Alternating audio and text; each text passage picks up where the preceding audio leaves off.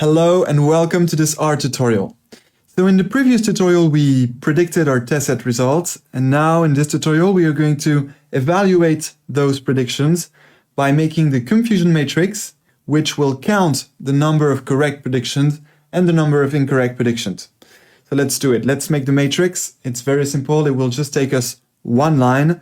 So let's call it CM equals. Then very practically we're going to use the table function in R.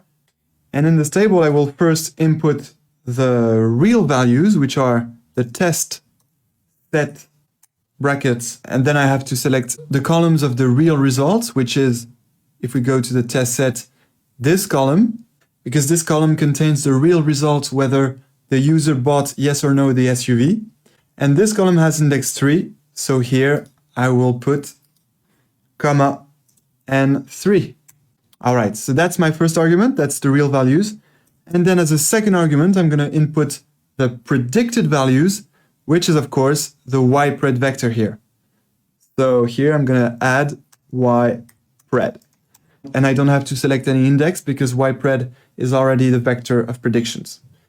So in short, this is the vector of real values for all the observations, and this is the vector of predictions for the same observations as in this vector. Okay, and that's it. The confusion matrix is ready. So now let's select this line and execute. Here it is, table created. Now let's go to the console and have a look at it. CM, enter, and here it is. The most important thing to understand here is that the 57 and the 26 here are the correct predictions, and the 10 and the 7 here are the incorrect predictions.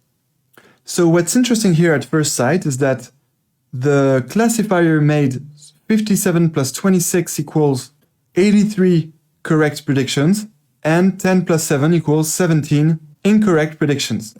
All right, so 17 incorrect predictions on the test set.